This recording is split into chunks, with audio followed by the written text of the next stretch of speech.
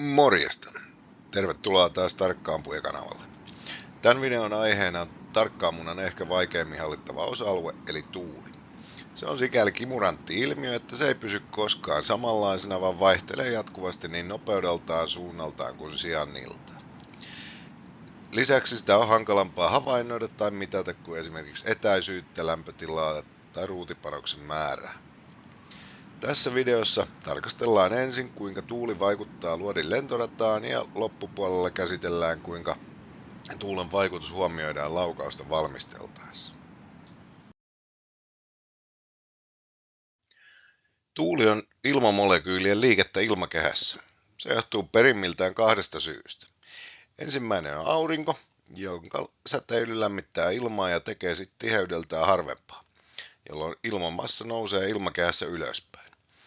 Tästä syntyy alipaine, joka vetää puoleensa kylmempää ja tiheämpää ilmaa. Tämän ilmiön takia päivällä tuulee usein enemmän kuin yöllä. Toinen syy on maapallon pyörimisliike. Maapallon pyöriessä noin 1600 kilometriä tunnissa itään aiheuttaa se ilmakehän pyörteitä, jotka ilmenevät tuulena. Niin kutsutulla Coriolis-ilmiöllä on tietysti muita vaikutuksia luodin lentorataan, mutta niistä ei tässä kohtaa sen enempää. Se lentävän luodin lentorataan työntämällä sitä alkuperäiseltä lentoradaltaan. Lopullinen vaikutus osumakohtaan riippuu paitsi tuulen nopeudesta, myös sen suunnasta ja sijainnista luodin lentoradalla. Suurin vaikutus on tuulen suunnalla suhteessa luodin lentorataan. Arkijärjellä ajateltuna vaikutus luodin lentorataan puolittuu, jos puolittuu myös tuulen kulma. Näin ollen voisi kuvitella, että esimerkiksi 4 metrin tuuli vaikuttaisi 45 asteen kulmasta puhaltaessaan 2 metriä sekunnissa. Tällaiseen johtopäätökseen on päätynyt esimerkiksi Yhdysvaltain armeijan tarkkaampuja käsikirjassaan FM 23-10, jossa esitetään äärimmilleen yksinkertaistettu tuulikello, jossa viisto tuulen vaikuttavaksi arvoksi määritellään aina puolet täydestä.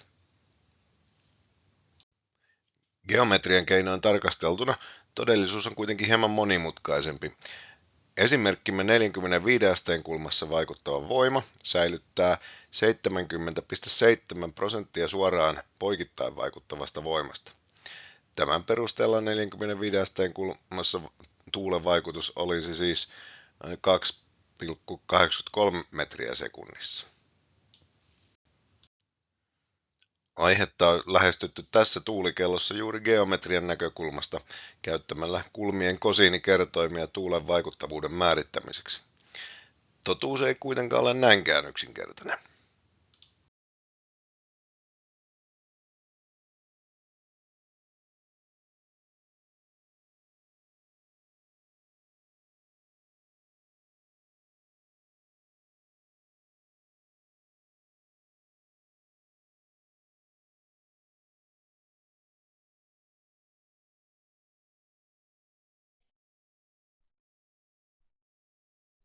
Ja tässä kotikokeessani järjestelyt oli seuraavat, eli oli 2 luotia, joista toinen tämmöinen musketin kuulomainen pyöreä riipus ja sitten toinen tämmöinen tarkkuusluodin mallinen. Molemmat punnittiin niin, että ne paino noin gramman kymmenyksen tarkkuudella saman verran. Niitä roikotettiin tämmöisestä heilurista, joka oli 2 pisteestä kiinni, ja niihin vaikutettiin noin 10 metriä sekunnissa tuulella, joka tuotettiin hiusten kuivaimella. Musketin kuula heilu 90 asteen tuulesta noin 7,5 senttiä asteikolla, ja sitten puolestaan tuo tarkkuusluodin mallinen joskin vakautui suhteellisen hitaasti ja heikosti, mutta se saatiin vakiintumaan suurin piirtein tuonne 8 senttimetrin paikkeille. Nämä siis suorassa poikittaisessa tuulessa. Noin. Sitten hiusten kuivaaja käännettiin 45 asteen kulmaan suhteessa luoteihin. Ja jälleen samalta etäisyydeltä musketin kuula vakautui tuonne suurin piirtein 4,5 senttimetriin. Ja puolestaan sitten tarkkuusluoti on about 6 senttimetriin. Mielenkiintoista tässä oli se, että musketin kuulalla suhde oli 0,6 ja luodilla 0,75. Tuulen sijainnilla on myös merkitystä. Jos tuuli vaikuttaa luodin lentorataan sen ensimmäisellä kolmanneksella, on vaikutus lopputulokseen noin 50% suhteessa koko lentomatka vaikuttavasta tuulesta. Jos tuuli vaikuttaa luodin lentorataan vain keskimmäisellä kolmanneksella, on vaikutus noin 30%.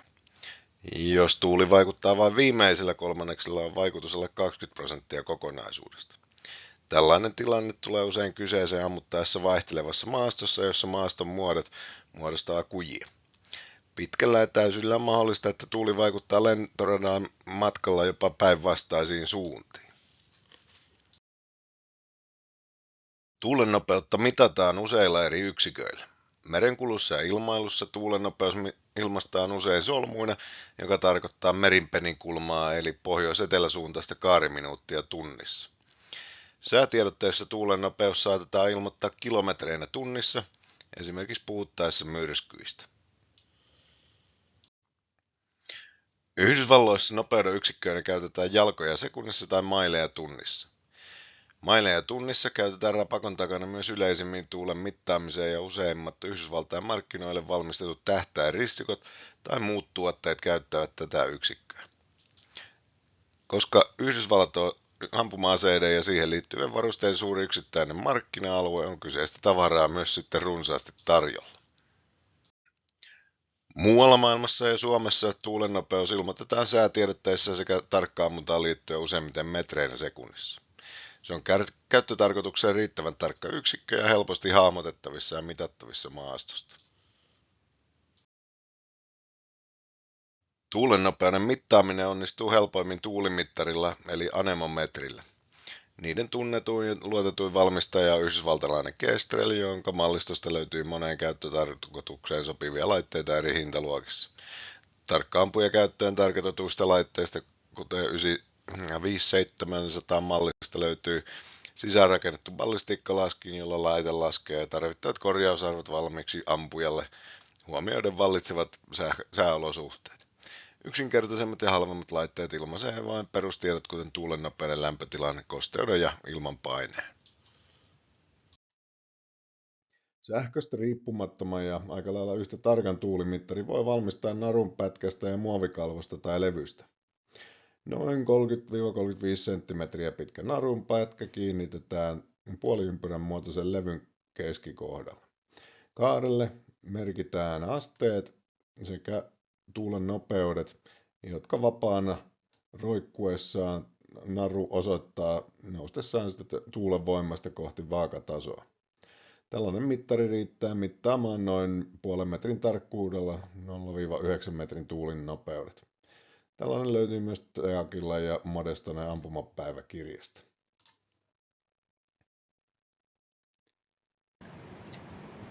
Tuliasemassa vaikuttavan tuulen lisäksi on tärkeää arvioida, millainen tuuli vaikuttaa luodin lentoradalla. Se on tehtävä yleensä kasvillisuudesta tai muista merkeistä, kuten savusta, pölystä, lumesta, sateesta, vedestä tai vaikkapa viireistä. Tuulen vaikutuksen arviointiin ei ole helppoa oikotietä, vaan taito kehittyy parhaiten liikkumalla luonnossa ja tarkkailemalla ympäristöään yhdessä tuulimittarin kanssa. Esimerkinomaisena nyrkkisääntönä voidaan pitää, että koivun lehdet liikkuvat 1 metrin tuulessa, ohuemmat oksat heiluvat 3 metrin tuulessa ja latva 5 metrin tuulessa. Paksut oksat ja runko voi alkaa taipua jo 7 metrin tuulessa. Tuulen mittaamisessa ja arvioinnissa on myös huomioitava, millä korkeudella luoti käy lentoradalla. Alkupäässä tuulen arviointi voidaan tehdä tuliaseman tasalta, mutta puolivälin jälkeen tuulen nopeus tulisi arvioida siltä korkeudelta, jolla luoti tosiasiassa lentää. Tuuli on usein myös nopeampi jo muutaman metrin korkeudessa kuin maan pinnassa.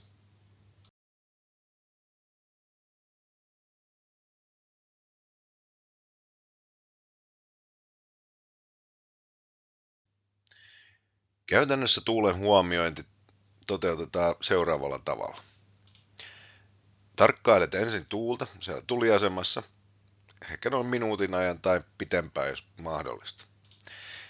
Mittaat tuulen perustason ja sitten maksimituulen nopeuden puuskissa. Määrität sen tuulen suunnan suhteessa ampumasuuntaan. Kerrot sen tuulen nopeuden sen suunnan mukaisella kulmakertoimella. Ja selvität korjaustaulukosta tarvittavat tuulikorjaukset sekä perustasolle että puuskille.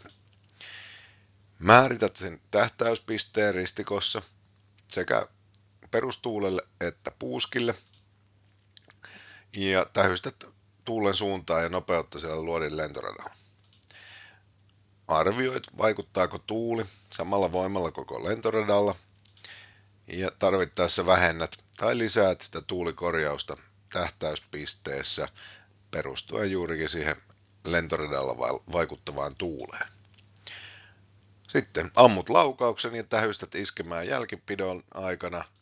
Ja jos havaitset, että luoti meni ohi ja näet vielä iskemän, niin lataat nopeasti ja ammut uuden laukauksen korjaten tähtäyspistettä havainnon perusteella.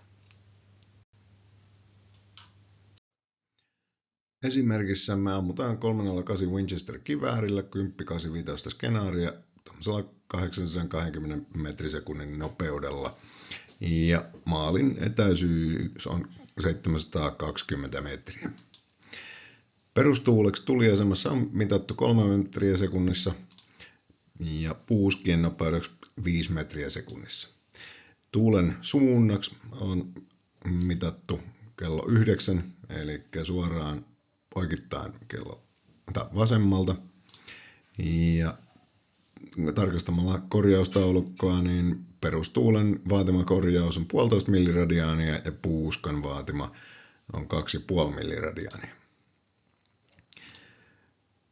Maalilla havaitaan, että siellä tuuli puhaltaakin kello 11 ja se tarkoittaisi sitä, että korjaukset on 0,6 milliradiaania perustuulella ja puuskalla 0,9 milliradiaania.